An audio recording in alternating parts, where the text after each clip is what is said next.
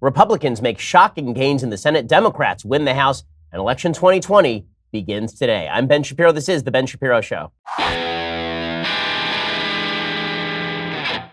I know you're all screaming, oh, no, not election 2020. Can we have a moment to breathe? No, you can't. This is like when the Christmas music starts in the middle of Thanksgiving. Okay, 2020 has begun because it is now after the 2018 elections. I have a lot to say about the 2020 elections. I have a theory of what Trump is electorally that I think tracks much more closely with the data than a lot of the theories that have been out there before. I came up with it this morning, and I'm very proud of myself.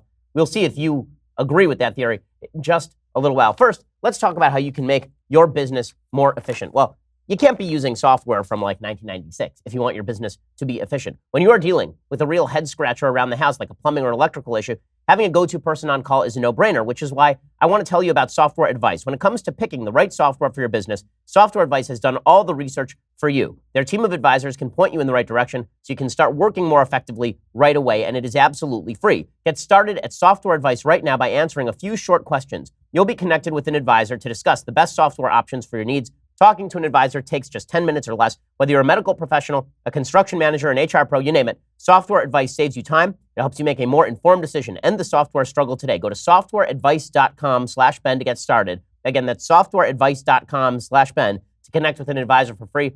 We are a top-notch technology company, except when we move studios and don't have internet access. But one of the reasons for that is because we have the best software available. You should too. Softwareadvice.com/Ben. Go check it out right now. Softwareadvice.com/Ben. Okay, so last night was an exciting night.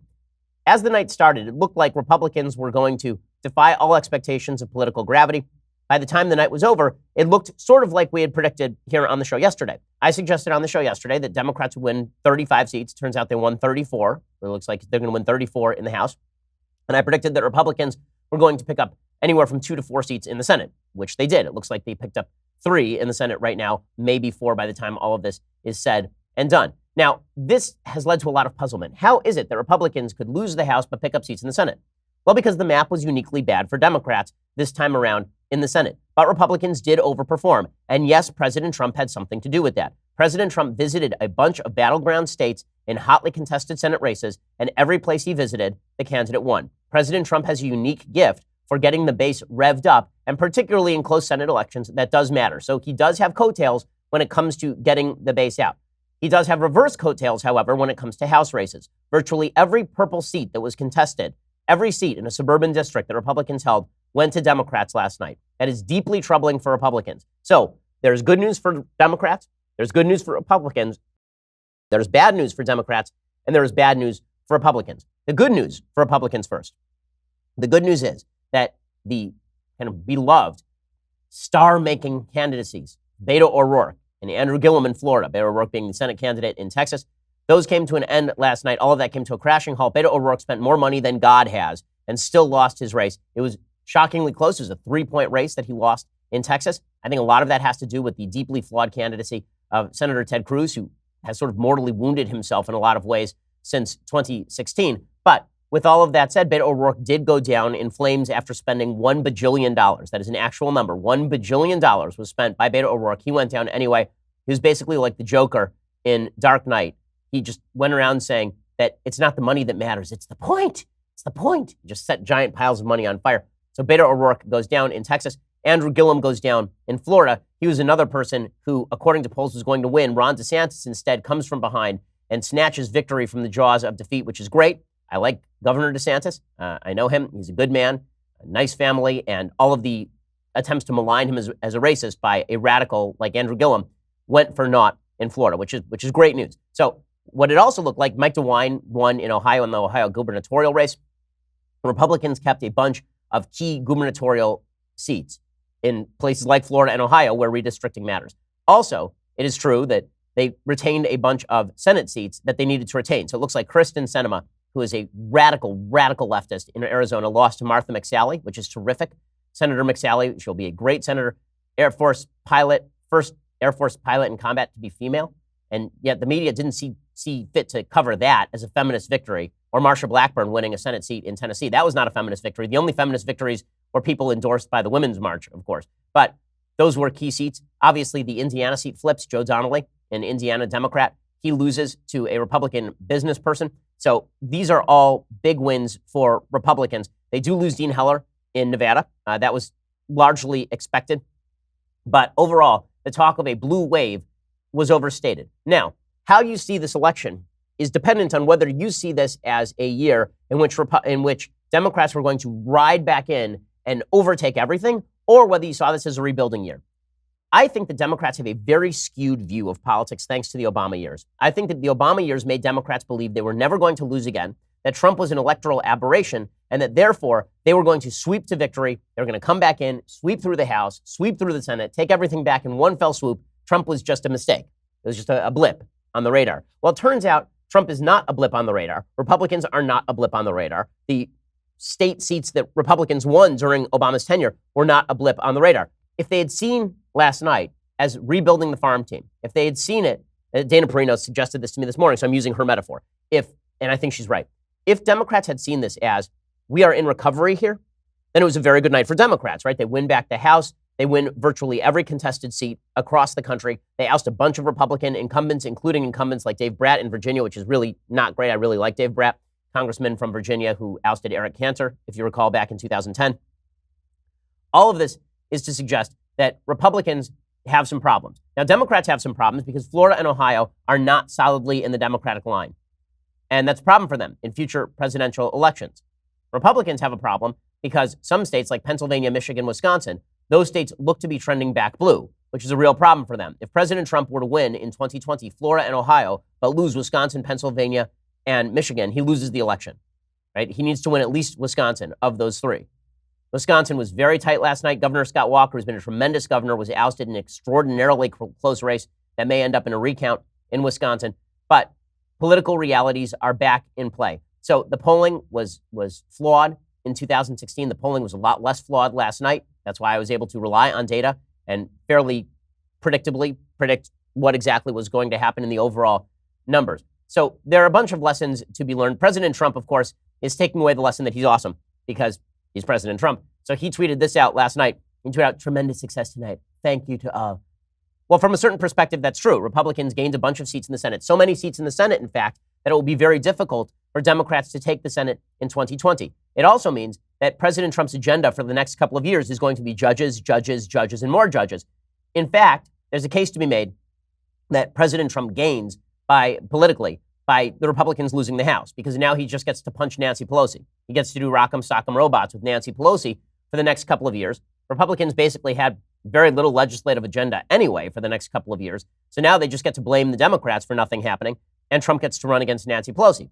Not bad for him.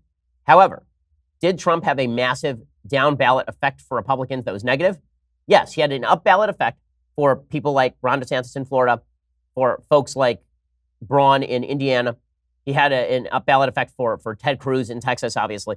But when it came to the House races, the negative effect of President Trump was pretty evident. The exit polls showed that a huge number of suburban districts did not like President Trump, do not like President Trump, and that there is blowback for President Trump on that level. So what we saw last night, in short, red areas got redder, blue areas got bluer.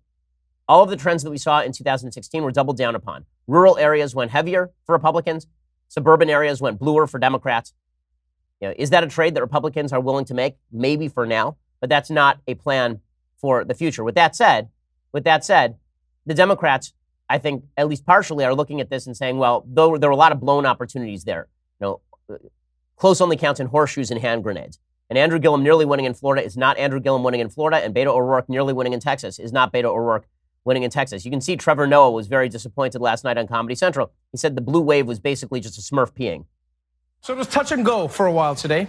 The blue wave was looking more like a Smurf that was peeing. And what was worse is that the results just wouldn't come in. Okay, so I think that if you look this morning as to who feels relieved and who feels unsettled, I think everyone on both sides should feel both relieved and unsettled. I mean, there's good news for both parties and bad news for both parties. But I think the general perception is that Republicans are relieved and Democrats are unsettled. Democrats legitimately had expectations that 2016 was a complete outlier and that they were going to return to vast power automatically just by dint of people don't like Trump. And that obviously was not true. Now, I think Van Jones over the course of the night, you could see was going up and down like a yo-yo over on CNN. But But he said that by the end of the night, his heart had been restored because Democrats had retaken the House. I don't think this is completely unjustified. Democrats did take the House. The wave did not break the levee, but I don't want to suggest that Democrats didn't have a good level of success last night. Again, they won 34 seats in the House. That is not a historic upset. That's well within sort of the margins of typical midterm elections, but it is a win for Democrats. There's no other way to put it. I don't know how many hours ago it was you said this was heartbreaking. Where is your head now? My heart has been restored. It is the end of one-party rule in the United States, thank God, and the beginning of a new Democratic Party, younger, browner, cooler, more women, more veterans, can win in Michigan, can win in Pennsylvania, can win in Ohio. We have the first Muslim women, first Native American women, of the first black woman from Massachusetts, first Latina from Texas. It may not be a blue wave, it's a rainbow wave. It's something happening out there, and I'm happy about it. Okay, anybody who believes that Van Jones has a good read on this election is absolutely wrong. What actually happened is a bunch of moderate Democrats in suburban districts won. And there were some Democrats in more progressive districts who won in more progressive seats.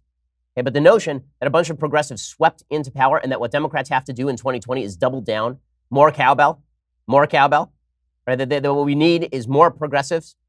And if we run a hardcore progressive in 2020, we're going to win. That is not the lesson Democrats ought to be learning. I'm going to talk about the lessons both parties ought to be learning in just a second after we finish reviewing sort of what happened in the election last night and why both parties are going to take away the wrong lessons from what happened last night. But first, let's talk about your sleep quality. Now, I know that when you think about sleeping, you think about a lot of things. You think about your pillow, you think about your mattress, but one of the things you probably don't think all that much about is your sheets, because you just got a set of sheets for your wedding or for your graduation or something, or you just went down to your local Bed Bath & Beyond and picked up whatever was on the shelf there and it had a high thread count. You're like, ooh, high thread count means that it's awesome. Well, the truth is, your sheets probably suck. And what you really need is Boll & Branch sheets, because they are, in fact, terrific. Everything Boll & Branch makes, from bedding to blankets, is made from pure 100% organic cotton, which means they start out super soft. They get even softer over time. You can buy directly from them, so you're essentially paying wholesale prices. Luxury sheets can cost up to $1,000 in the store. Boll & Branch sheets are only a couple of $100. Even 3 U.S. presidents sleep on Boll & Branch sheets. Shipping is free. You can try them for 30 nights. So you really have nothing to lose. These sheets are so good that after I slept on them, I legitimately got rid of all my other sheets and bought more Boll & Branch sheets. They are that comfortable. To get you started right now, my listeners get $50 off your first set of sheets at bollandbranch.com, promo code Ben. That's bollandbranch.com, promo code Ben. Again, bollandbranch.com, promo code Ben for $50 off your first set of sheets. That's BOLL and branch.com, promo code Ben. Okay, so we should say a fond farewell to at least some of the candidates who ran yesterday. Beto O'Rourke bid a fond farewell to his audience. He will be back, obviously. He ran a very competitive race in a state where he should not have been competitive. He only lost by a couple of 100,000 votes, maybe 300,000 votes in Texas, a super red state. And then he decided that he's a cool guy, so he flip-boarded in. He skateboarded in, did a flip kick, stopped on the stage, and then dropped the F word because he's cool, Beto O'Rourke. That's how you know that he's cool. He's like Cool Dog from The Simpsons. So here's Beto O'Rourke. I want to thank this amazing campaign of people, not a dime from a single pack, all people, all the time, in every single part of Texas. All of you showing the country how you do this. I'm so fucking proud of you guys. Yeah, he dropped the F word. He's super cool because he said, wow, Beto O'Rourke, look. And I love the headlines from Reuters, whether he wins or loses. Beto O'Rourke is a big winner. Well, technically, when you lose, you're kind of the loser. I mean, technically. I don't mean to get all, pedantic, but when you lose, that actually counts as you losing. So Beto O'Rourke, will he be back? Yeah, of course he'll be back. But kind of like John Ossoff, there's all this talk about, losing does leave a stigma on you. All the talk about Beto O'Rourke for president in 2020, I think that is premature. Losing does hurt you. Andrew Gillum, who was supposed to be the rising star in Florida, he'd come from behind. He'd won a primary against a more moderate competitor. If he had lost that primary, probably Florida has a Democratic governor right now. But Andrew Gillum loses to Ron DeSantis, which I'm very grateful for, because I think Andrew Gillum ran a terrible, terrible race. He slandered Ron DeSantis as a racist for no rational reason that I can put my finger on at all. He lost the race, but he said he's not going anywhere. This is untrue. He may be going to jail, actually, depending on the FBI investigation in Tallahassee. He is the mayor of Tallahassee. He's been ensnared in an FBI corruption investigation in which he took a bunch of goodies from an FBI undercover agent. Here is Andrew Gillum, however, saying he's not going anywhere and then leaving. But I can I can guarantee you this. I'm not going anywhere. We're gonna fight. We're gonna keep fighting. Yeah, he's going somewhere like away. Again, a lot of these key races, President Trump did play a role in. Chuck Todd pointed this out at NBC News. He is correct. He says that President Trump may have pulled DeSantis across the finish line, Brian Kemp in Georgia, who won a victory in the Georgia race where he was not expected to surpass the sort of runoff margin. He did. So look, Trump deserves a lot of credit for a lot of these key races that happened last night. President Trump weighed in both primaries. He got involved in both primaries and pulled them both across the finish line. And they're both going to eke out against proud, progressive, African-American Democrats. Okay, well, that is worth noting, and I think that it is true. It is also true that President Trump has upsides and President Trump has downsides. So now let's go through some of the bad news for Republicans, because there was a lot of good news for Republicans last night. So Politico points out, and they're right, suburban Republicans were swept away. The Republican Party in the House looks a lot more Trumpy than it did yesterday. All the moderate Republicans are gone. Now, there are a lot of people who may celebrate that. Oh, we're a purer party now. You need those suburban Republicans if you want to govern. You do need people able to win in the suburbs. And the demographic movements in the United States are away from rural areas and toward urban areas. People are moving out of these sort of outlying areas and more toward suburbia, more toward big cities. This is why that race in Texas was so close, because the entirety of the state of Texas is deep red, except for Austin and Dallas and Houston. And those are exactly the areas that are growing. So for Republicans to sort of give up on those areas and just, wipe their brow and say, oh, last night was fine. This is more like Republicans should be worried about the future of the party if the red wave in 2016 begins to recede. So Politico points out Democrats won suburbs from the eastern seaboard all the way to Nevada. They didn't just pick off low-hanging fruit. GOP members long seem to be vulnerable. They expanded into Dallas, Houston, Oklahoma City, Richmond. All of this is true. Republicans like Barbara Comstock in Northern Virginia, who's a good, solid congresswoman in Virginia, she lost. Mike Coffman in suburban Denver, Kevin Yoder outside Kansas City, Eric Paulson in the Twin Cities. They all lost, but they also ousted Steve Russell in Oklahoma, which was a much deeper red, and Karen Handel in suburban Atlanta. Democrats won both toss-up races in Virginia. They knocked off both suburban Texas members, John Culberson in Houston, Pete Sessions in Dallas. Incumbent Carlos Curbelo crashed and burned in South Florida.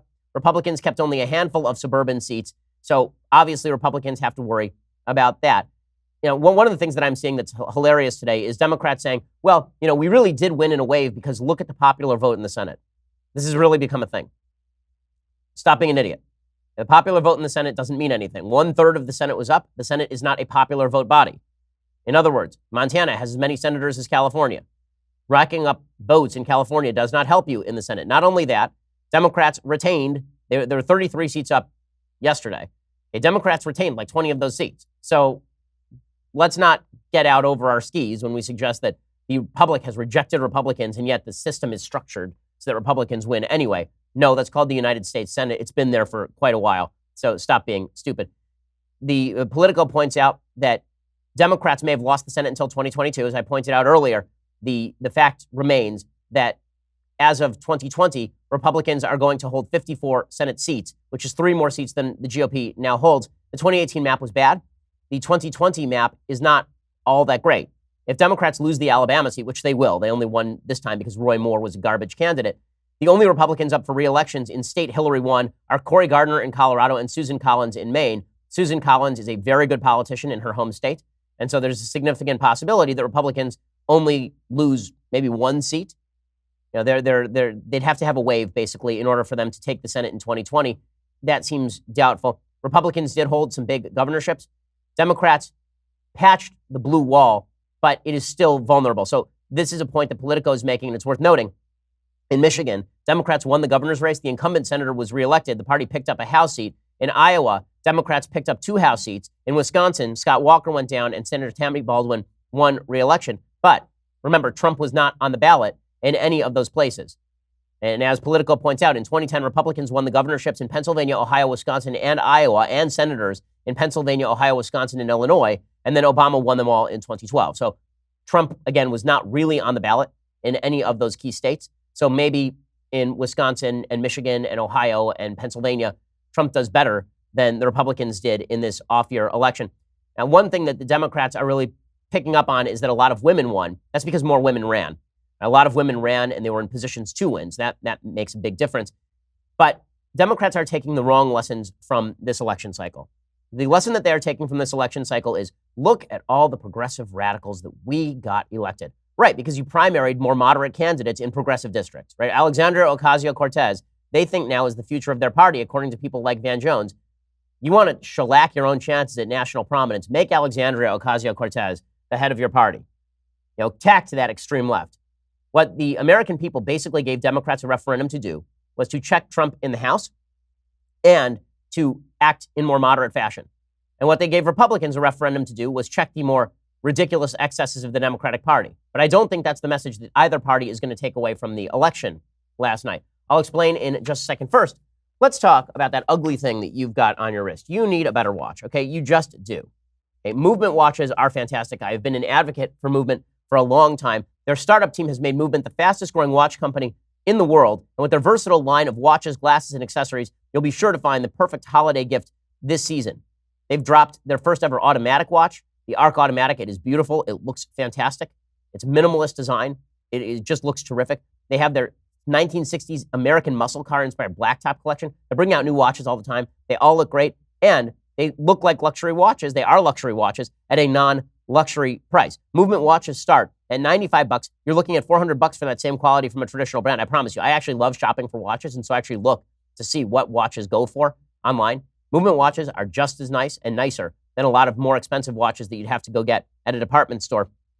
There's a reason that Movement has sold almost 2 million watches in over 160 countries. Movement has done all the hard work this holiday season, so you wouldn't have to. They made awesome gift boxes and packages. If you need help giving that perfect gift this season, but you don't know where to start, the guys over at Movement got your back. They've curated all your favorite styles into special gift boxes just for you. Get 15% off today, free shipping, free returns. Go to movement.com, mvmt.com/Shapiro. That's mvmt.com/Shapiro. Again, check out their latest over there and get 15% off today, free shipping, free returns. Join the movement, mvmt.com/Shapiro. Okay, so what are the lessons that that the party should take away? The lessons the Republicans should take away is that if they wish to see long-term success, they're going to have to start appealing to these suburban districts. In other words, the districts that Mitt Romney did better in than Donald Trump are still important. If Donald Trump can hold the rural districts in the way that he has, and he has because Democrats have polarized, if he can hold those and somehow start appealing to those suburban districts, Democrats are in trouble. By the same token, if Democrats keep appealing to suburban districts with moderate candidates, then the Republicans are in trouble. Unfortunately, it seems that everybody is doubling down on what brung them there. And what that means is that Democrats are embracing the radicalism and Republicans are embracing the excesses. So everybody's going to take the wrong lessons from today. Like the Democrats, you saw that clip of Van Jones a little bit earlier, heard the clip of Van Jones a little bit earlier, talking about how he is so excited that all of these progressives have been elected. Well, there were a bunch of progressives elected, again, mainly in areas in which they supplanted other more moderate Democrats. This is something the Washington Post is pointing out. Moderate Democrats in the Midwest outperformed ideological Democrats in the Sun Belt. This is an absolute fact. And that's an important thing to recognize. Okay, that if the Democrats had run a bunch of moderates, they would have done better across the country than they actually did. Instead, they are championing the fact that people like Rashida Tlaib and Ilhan Omar won their congressional seats. They're the first Muslim women elected to Congress. That's fine. The only problem is they are deeply, deeply radical. Right? Tlaib didn't have any Republican challengers in her district, so once she won the primary, she was in Congress. And Ilhan Omar was the favorite to prevail in a solidly Democratic district. Both of them are radically anti-Semitic and anti-Israel. The Democratic Party is celebrating all of that. The Democratic Party is out there championing the fact that Sharice Davids, a lesbian Native American, becomes one of the first 2 Native American women elected to Congress, and the other one is not, Elizabeth Warren. She's the first openly LGBTQ Kansan. Okay, but the fact is that the candidates who won last night overwhelmingly are people who are not talking along radical lines. They are overwhelmingly in the Democratic Party people who seem sane and not crazy. And yet the Democratic Party could take away from this. What we need is a base that is jazzed up. The intersectional coalition rides again. The intersectional coalition is not a thing. The intersectional coalition does not actually win victories. Here's actually something that Democrats need to recognize. Look at the Texas race for just a second. What you see in the Texas race, a lot of people on the left very, very upset about Beto O'Rourke losing to Ted Cruz in Texas. and they look at the voter breakdown, what they see is that 95% of black women voted for Beto O'Rourke and 71% of white women voted for Ted Cruz. And you're seeing tweets like, these white women are tools of the patriarchy. First of all, keep saying stuff like that. That's definitely going to win you elections. Is insulting the base that you need to win. That's definitely going to help you out. Second of all, what that actually suggests is that you believe that you are going to make more hay by somehow winning 98% of the black vote and alienating that entire white female base. Like, Democrats actually have less upside in a lot of these minority communities than Republicans have upside in those minority communities. What I mean by that, Democrats, if they blew it out, could only win 100% of the black female vote in Texas. Republicans, if they blew it out, could win another 29% of the white female vote in Texas. And there's 95% of the black female vote that they could theoretically go after. There's not a lot of room to maneuver for Democrats. They may have maxed out their intersectional coalition, and the numbers just aren't big enough. That means the folks they need to be appealing to are those white women, not insulting those white women. And yet what you see is that Democrats are in fact insulting those white women. They're insulting people who are not members of the intersectional coalition. They could take the wrong lessons from all of this. The states Democrats need to win, again, in the 2020 election. If they wish to oust President Trump, they need to win Michigan, they need to win Wisconsin, they need to win Pennsylvania. If they win those three, they win the election. The entire election is going to come down to those three states. Those are states where the intersectional coalition is not going to be enough. Those are states where you need to be able to appeal to a base. And the Democrats, in some ways, are getting more and more radical. As I say, a couple of anti-Semitic Democrats won last night. Keith Ellison became Minnesota Attorney General, despite all of the controversy dogging him. The fact that an ex-girlfriend accuses him of beating her up. So I guess that he beat someone else last night who is not his ex-girlfriend. Bob Menendez in New Jersey, who may end up in jail for allegedly preying on underage women in the Dominican Republic. He ended up winning his race in a walk and just showing you what New Jersey is, man. I mean, New Jersey, just astonishing. New Jersey, a juror in Menendez's trial showed up at his victory celebration. I am not kidding. Here's video of her. I came out here tonight because I know Bob Menendez is a very good man, and I was in the courtroom and I saw all the evidence, and they didn't have enough evidence. What he did wrong, he did nothing wrong. He's a great man. That's why I'm supporting Menendez. I voted for him. I voted blue. Our jury system is just the best. Yeah, so that's really great. So she served on Menendez's jury and then went to his victory party. You know, the Democrats have doubled down on that. On the other side, the Republicans are doubling down on the Trump. And when I say the Trump, I don't mean they're doubling down on President Trump. I mean they're doubling down on the affect. Now, imagine for a second that Republicans had not doubled down on Trump's affect, that in the last 3 weeks of the election, they'd run on Kavanaugh. Here's the weird thing about sort of how the late-breaking news narrative played into this election cycle. So, Brett Kavanaugh hurt the Democrats. There is no question. Every Democrat who voted against Brett Kavanaugh in a red state lost last night. Pretty much all of them. I think maybe one exception. Claire McCaskill went down. Heidi Heitkamp went down. There are a bunch of areas where Democrats lost, and lost big because of Brett Kavanaugh. Okay, Joe Manchin did not lose, partially because he did not vote against Brett Kavanaugh. If that had been, and that was because Democrats exposed themselves as partisan hacks of an extraordinarily ridiculous and extreme measure, that would have cut in Republicans' favor. Republicans in kind of hotly contested districts lost last night. Part of that is because the closing pitch for the Trump campaign was doubling down on the base. Now, do you think that Ron DeSantis won in Florida because of the talk about the migrant caravan? I don't. I don't think that he won Florida because of that. I think that it had very little to do with it. Do you think that Martha McSally won in Arizona because of the migrant caravan talk? I really doubt it. I really doubt it, because 3 weeks earlier, she was skunking Kristen Sinema, and then it really tightened up in the last 3 weeks. So the Republicans who believe that President Trump appealing to the base is the best strategy for electoral victory, that's sort of missing the point. What people want from President Trump, if the best version of Trump were available, it would be the President Trump who is capable of fighting back against the radical left and punching, but doing so in a manner that is strategic as opposed to sort of id-driven. And if the Democrats had any brains, they would be running blue-collar candidates with moderate appeal. It seems, however, that both parties are determined to double down on what the base wants, not what the rest of the voting public wants. And that spells a very contentious couple of years here. We're going to talk in just a second about what the next couple of years spell. And then I want to lay out a theory for you about President Trump 2020 Barack Obama that I think few people have actually discussed as of yet. First, let's talk about, for a second, how much you're spending at the post office. So I know the post office is great. They have a lot of great services. But do you really want to spend the time in the car? Do you really want to be spending the time and the money on gas to get in the car, drive over to the post office for your business? Why not just have a service that allows you to do all the great things the post office does right from your desk? And then you just click, print, mail, you're done, right? I mean, that's what Stamps.com is for. Stamps.com allows you to access all of those great services 24/7 whenever it's convenient for you.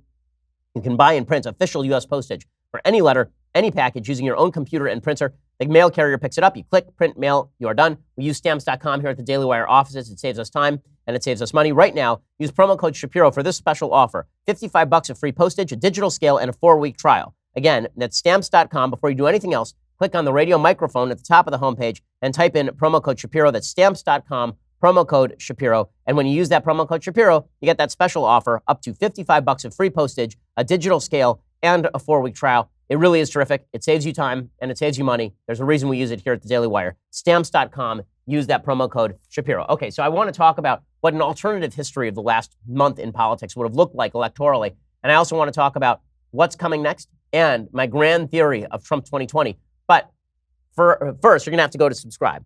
Over at dailywire.com right now, $9.99 a month means that you get the rest of this show live, means you get the rest of Klavan's show live, you get the rest of Knowles' show live. We had tons of people who were watching our Daily Wire backstage. If you wanted to ask us a question, you had to be a subscriber in order to do that. Plus, when you subscribe, you also get access to the final question on our Sunday special. This week's Sunday special features John Stossel, who you'll remember from Fox News, libertarian reporter, really has some interesting thoughts on the economy and the future of the country. Here's a little bit of what that sounds like.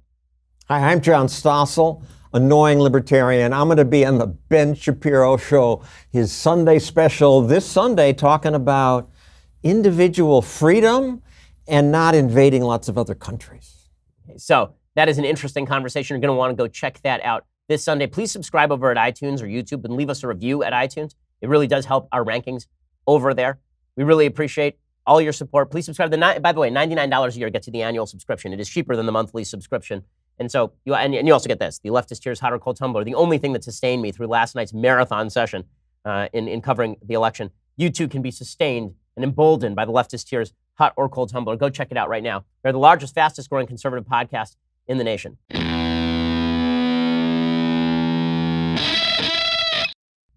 Alrighty, so President Trump has responded to the Democrats winning the House, and we'll get to that in just a minute. But I do want to discuss what the alternative timeline looks like for the election last night. If it had not been about immigration, if President Trump had not swiveled, it had been Kavanaugh all the way down, I think Republicans have a better shot at retaining the House, and I think they win the same number of seats. If the Democrats had not done Kavanaugh, I think the Democrats do much, much better in the Senate. And I think that they have a better shot of winning the House. So basically, both sides did their damnedest to blow this election, and neither side was completely able to. All of which speaks to 2020, which is, I know, what's on everybody's mind. Let's take a look at the 2016 map real fast. So if you look at the 2016 map in the presidential election, what you will see in this map is that President Trump won 306 electoral votes. That means it takes 270 to win. If President Trump were to lose Michigan, Wisconsin, and Pennsylvania, that is 46 electoral votes. That means he's down to 260. He loses the election. If he wins Wisconsin, but loses Michigan and Pennsylvania, he's got 270. If he loses one of the votes in Maine, he won one vote in Maine. If he loses that one vote in Maine, which is probably likely at this point, then he can win Wisconsin, and you end up with a 269-269 tie, right? Which is just everybody's worst nightmare. A tie in the Electoral College, which gets thrown into the House where Nancy Pelosi presides, which is just nightmare scenario. But the reason that I'm bringing up this map is because the theory of President Trump is that President Trump finally broke that blue wall that existed in Pennsylvania, Michigan, and Wisconsin, and that the Democrats thought that that was an outlying effect. Here's my theory. My theory is that President Trump is basically a reversion to the statistical mean, that there is not this giant Trump movement, wave, surge that has changed the nature of the country, anything like that. That what actually happened is that Barack Obama was an outlying candidate. He was a statistical outlier. And that what is happening in states like Ohio and Florida and Wisconsin and Michigan and Pennsylvania is much more of a reversion to the pre-Barack Obama era than it is anything else, which says to the Democrats that your intersectional strategy is a giant fail. It says to Republicans that they need to do better in reaching out to suburban areas, but it really is a rebuke to the intersectional politics of Barack Obama. So here is my evidence for the proposition that what has basically happened here is a reversion back to the pre-Obama era. Let's take a look at Ohio. In Ohio, the recent presidential elections, George W. Bush versus, 2000, Republicans win 50% of the vote. 2004, Republicans win 51% of the vote. Then Obama comes along, and Obama breaks the mold, right? He wins Ohio, and Republican vote share drops to 47% and 48% respectively. Then President Trump comes along. Obama's no longer on the ballot. Hillary's a uniquely bad candidate, and Republicans win 51% of the vote again. Right? So what that means is that is a reversion back to the pre-Obama era. That is not a difference in kind. It is a reversion back to before Obama. See, the Democrats think that Obama changed the world. Obama didn't change the world. Obama was just a uniquely good candidate. And Trump, for Republicans, didn't change the world. Trump was running against a uniquely bad candidate, and he was a reversion to the statistical mean. Here's my evidence with regard to Florida. Okay, in Florida, Republicans won 49% of the vote in 2000, 52% of the vote in 2004. Then they won in 2008 and 2012, 48 and 49% of the vote. In 2016, Trump won 49% of the vote. He won the election because Hillary Clinton lost the election. He actually won a lower percentage of the vote in 2016 than Republicans won in 2012. But he won because Hillary Clinton was a crappy candidate. Again, reversion to the mean in Florida. Wisconsin. What about this shocking victory in Wisconsin where no Republican had won since 1984? Look at the vote shares for a second. 2000, Republican vote share, 48%. 2004, 49%. Then Obama comes along, again, statistical outlier. That vote share drops to 42% and 46%. Then, by 2016, it is back up to 47.2%. Again, that is lower than the percentage of votes won by George W. Bush in 2000 and 2004. That is a reversion to the statistical mean. Michigan, same thing. Okay, Michigan, 2000, Republicans win 46% of the vote. 2004, 47.8% of the vote. Then Obama comes along, 41 and 45% of the vote. Then 2016, 48% of the vote, 47.5. So again, Trump wins a lower share of the vote in 2016 than George W. Bush won in 2004. He wins the state. That's a reversion to the statistical mean. It is the same thing in Pennsylvania, where the Republican vote share was 46-49 in the Bush years. Then it dropped radically during Obama, and then it was back up to 49 during Trump. What this suggests is that the country is still actually broken down very similarly to the Bush era. It's just that Barack Obama broke the mold. But that mold could not be broken for anyone else. That mold did not apply to anyone else. So the Democrats are still doubling down on intersectional politics. Republicans, all they have to do is play the Bush era cards, and they still have a shot at winning in all of these places. But just as Bush lost a lot of those battleground states, Wisconsin, Michigan, Pennsylvania, right? Just as Bush lost some of those states, the reality is that Donald Trump is going to have to do better than Donald Trump did in 2016 if he wants to win again in 2020. And that means channeling his anger. It means less surrender of the suburban vote. That's what this means. If you want to win, that's what it is. So let's not deceive ourselves on the Republican side of the aisle by thinking, okay, we're just going to win from now until the end of time because of these races last night. And let's not pretend that it was Trump that saved Florida or Ohio. Barack Obama was not on the ballot. Hillary Clinton was on the ballot. And Donald Trump, yes, is great at a certain number of things, but that luck is not a business strategy, as I've once said to my business partner, and it is not a political strategy either.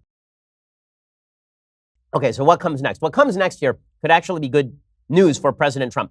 Nancy Pelosi is running the House. That gives him a nice big target to hit. And Nancy Pelosi is smarter than I'm giving her credit for in the past. She's attempting a sort of moderation because I think that Nancy Pelosi does get that not everybody can campaign as Nancy Pelosi and win across the country. Here's Nancy Pelosi last night talking about what the election was really about. What she says here is actually accurate. Today is more than about Democrats and Republicans. It's about restoring the Constitution's checks and balances to the Trump administration. Okay, so when she says about checks and balance, if the Democrats restricted themselves to checking Trump's worst impulses, they'd be in good shape. The question is, can Nancy Pelosi hem in her own base? I don't know that she can. An example of this, yesterday, before she gave the speech, she was asked about impeachment. And she said, no, I'm not interested in impeachment, but her base is very interested in impeachment. They want to conduct investigations of the president. They even want to impeach the president. That serves their purpose to say that. We certainly will honor our responsibility as oversight of the executive branch. Will there be a move to impeach the president? It depends on what happens in the Mueller investigation, but that is not unifying. And I get criticized in my own party for not being more in support of that, but I'm not. If that happens, it would have to be bipartisan, and the evidence would have to be so conclusive. Right, so that is Nancy Pelosi understanding that if she alienates the moderates across the country, it's a mistake. I wonder if the Republicans are going to learn the same lesson. President Trump gave a press conference today in which he discussed the election, and his entire election strategy was everyone who didn't like me lost, everyone who liked me won. That is not true. Everybody who liked President Trump in Trumpy districts won. Everybody who liked President Trump in purple districts lost.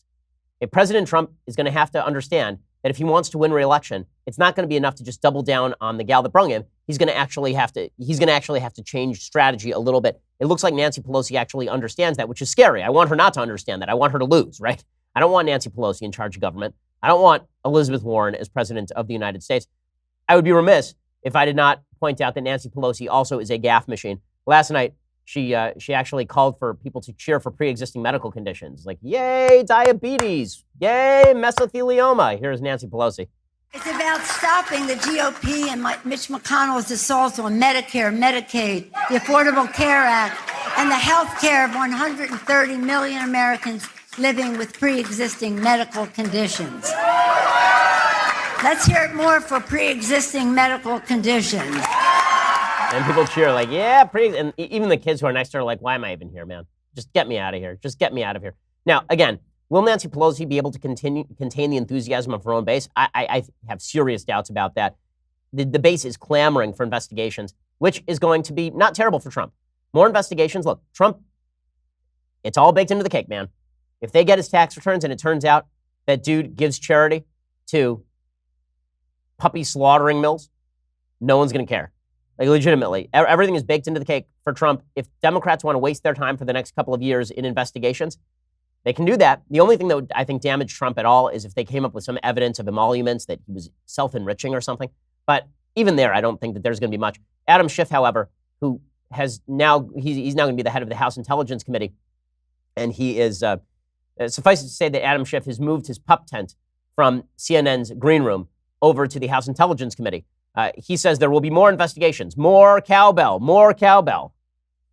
I think that the chances that Bob Mueller will be able to finish his work improved for the reason that our committee and others like the Government Reform Committee and the Judiciary Committee, which under Republican leadership served as basically surrogates for the president in their efforts to batter down the Justice Department, to give the president a pretext to fire people in the Justice Department.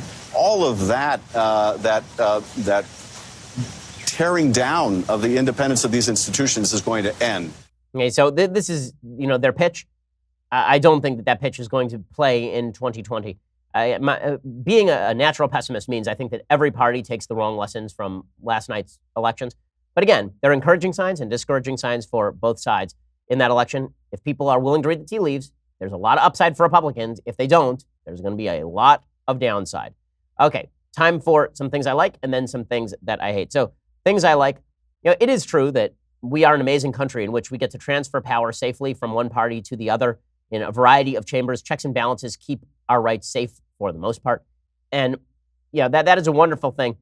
And puts you in kind of a patriotic mood. Aaron Copland, you'd recognize a lot of his music because he's responsible for Appalachian Spring. He did a version of Rodeo, which is fantastic. We'll have to play that. It's kind of cowboy music. But here is his Fanfare for the Common Man. You'll recognize this as well. And there is something uniquely American about this sound. Here's Aaron Copland's Fanfare for the Common Man.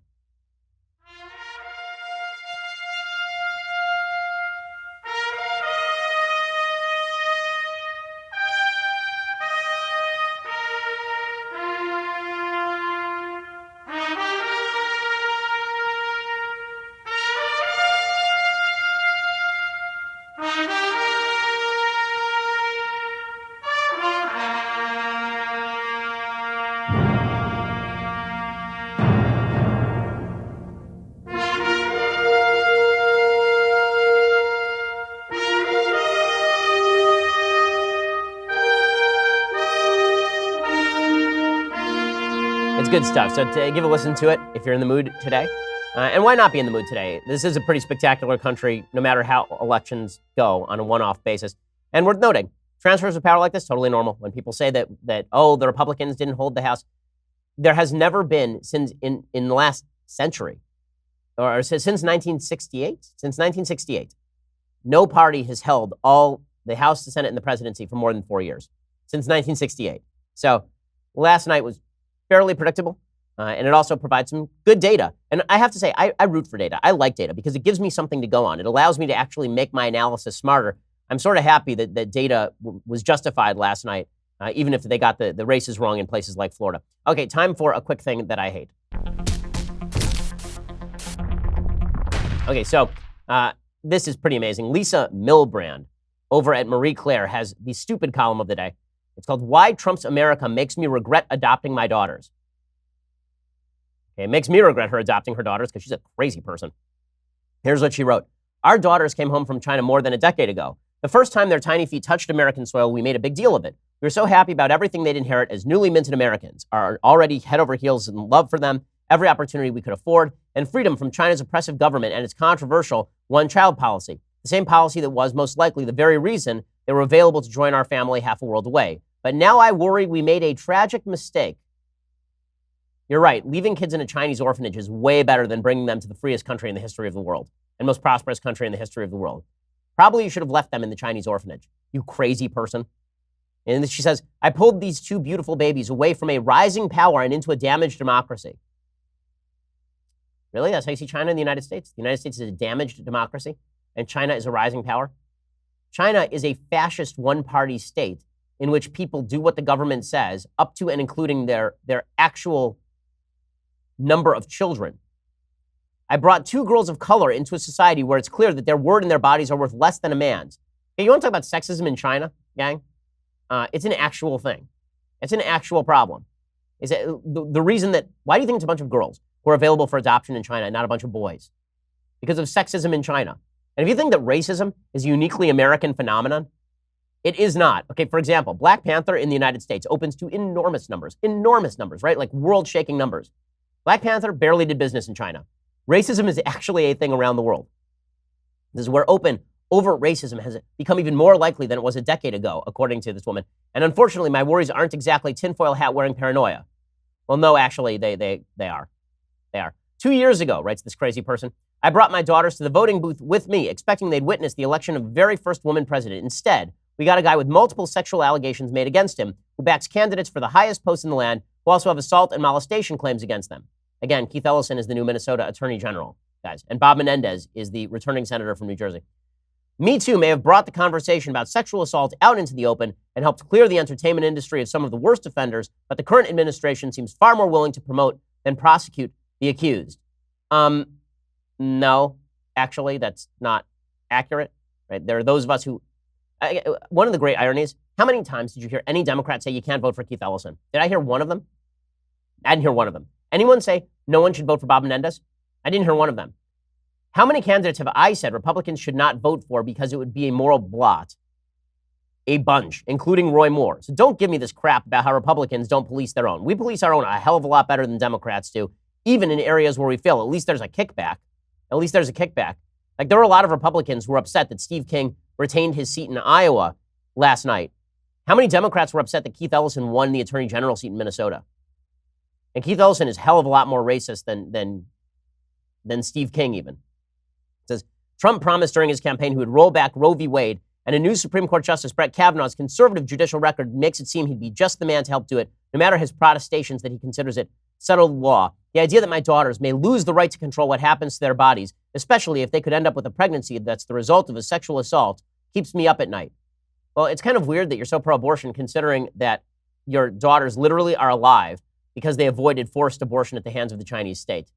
There's that as well. Again, the reason that I read this from Marie Claire is not just because I'm picking on a crazy person, but because, unfortunately, this base of the Democratic Party is fully convinced that the way to win is by shouting and screaming like a crazy person. So it's really a mistake, really stupid. So well done, everyone. Just calm down. Everything's okay. All right, well, we will be back here tomorrow with all the latest breakdowns, plus President Trump reacting in extraordinary fashion to the election. We'll have all of it. I'm Ben Shapiro. This is The Ben Shapiro Show. The Ben Shapiro Show is produced by Senya Villarreal, executive producer Jeremy Boring, senior producer Jonathan Hay. Our supervising producer is Mathis Glover, and our technical producer is Austin Stevens. Edited by Alex Zingaro. Audio is mixed by Mike Caramina. Hair and makeup is by Jesua Alvera. The Ben Shapiro Show is a Daily Wire Forward Publishing production. Copyright Forward Publishing 2018.